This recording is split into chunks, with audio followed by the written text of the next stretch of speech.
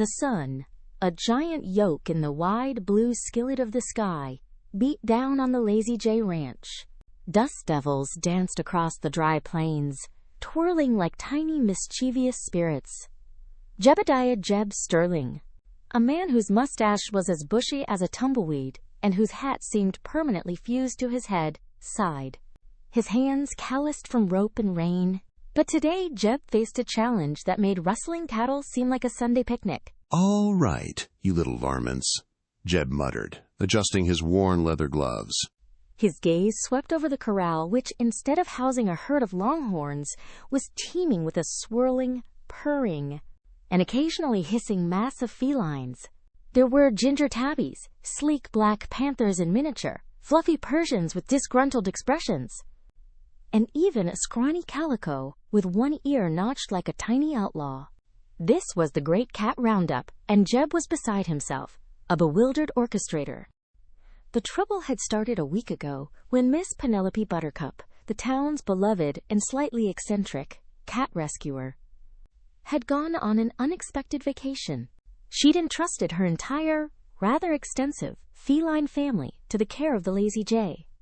"Just for a few days, Jebediah dear," she'd chirped, her voice like wind chimes. "They're ever so well behaved." Jeb, a man who'd never said no to a lady in distress, had agreed. He now suspected Miss Penelope had a very different definition of well-behaved. His first attempt at herding had involved a gentle yee-haw and a slow trot on his trusty mare, Daisy. The cats, however, had responded by scattering like dandelion seeds in a hurricane.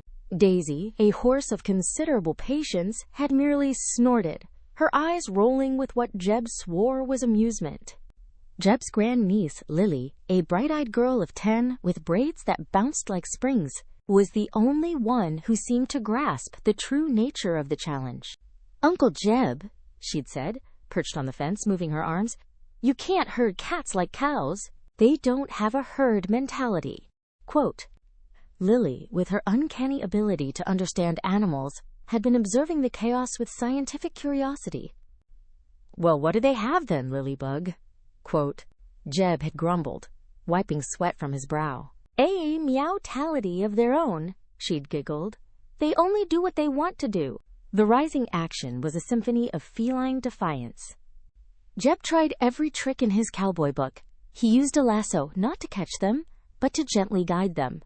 The cats regarded the rope with disdain, some leaping over it with acrobatic grace, others simply strolling beside it, as if it were not even there. He tried whistling, a high, clear tune that usually brought the cattle running. The cats responded by either ignoring him completely or, in the case of a particularly fluffy Siamese, letting out a piercing yowl that made Daisy flinch. One afternoon, Jeb decided to use food.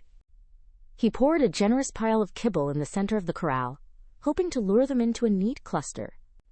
The result was a chaotic free-for-all, a furry mosh pit of claws and purrs, ending with the kibble scattered far and wide and the cats once again dispersed. He even tried a laser pointer, a suggestion from Lily. The cats chased the red dot with manic energy, but as soon as the dot disappeared, so did their focus on anything resembling order. Jeb was at his wits' end. His hat was askew, his mustache drooped, and he smelled faintly of catnip, thanks to a mischievous tabby who'd decided his boot was a prime scratching post. The climax arrived on the 5th day. Miss Penelope was due back tomorrow, and the cats were still a scattered, independent army. Jeb sat on a bale of hay, defeated. Lily, however, had been watching. She noticed that while the cats ignored Jeb's commands, they were incredibly attuned to each other. A tiny flick of a tail, a soft purr, a gentle headbutt. These were their signals. "Uncle Jeb," Lily said, her voice quiet but firm. "You're trying to make them follow you. You need to make them follow each other." Lily grinned, a spark of inspiration in her eyes.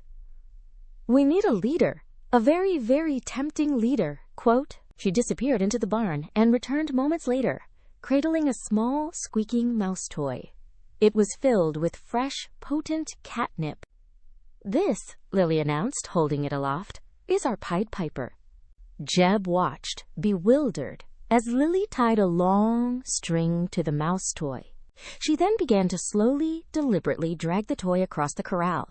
A black cat, sleek and curious, was the first to notice. Its eyes locked onto the toy. With a silent pounce, it followed. Then another cat, a fluffy ginger, joined the chase. Soon, a ripple effect began. The cats, unable to resist the allure of the catnip mouse, started to follow in a loose, undulating line. Lily, with Jeb's help, guided the herd towards the open gate of a smaller, more manageable enclosure. It wasn't a neat, organized line like cattle, but it was a line nonetheless. The cats, mesmerized by the bouncing, squeaking, catnip-scented lure, tumbled and pounced their way into the enclosure. Jeb, holding the gate, closed it with a soft click. Jeb leaned against the fence, watching the cats contentedly batting at the mouse toy, now safely inside their temporary home. He took off his hat, revealing a damp forehead. A slow smile spread across his face. "Well, I'll be," he murmured. "Herding cats. Who'd have thought it'd take a catnip mouse and a 10-year-old? Lily beamed, patting the fence. "You just gotta speak their language, Uncle Jeb. Or, offer them something they really, really want." When Miss Penelope returned the next day, she found her beloved cats purring contentedly in their new temporary home, looking remarkably well behaved. Jeb, his mustache still a bit droopy, but his spirit restored, merely tipped his hat. He didn't mention the days of chaos, the near defeat, or the ingenious catnip mouse. He just smiled, a cowboy who had learned that sometimes the toughest challenges require the most unconventional solutions, and a little help from a wise young cowgirl. He'd learned that even the most independent creatures could be guided, not by force, but by understanding their unique meow-tality. Quote, "The sun still shone like a giant yoke, but now Jeb felt like he could tackle anything, even a stampede of kittens."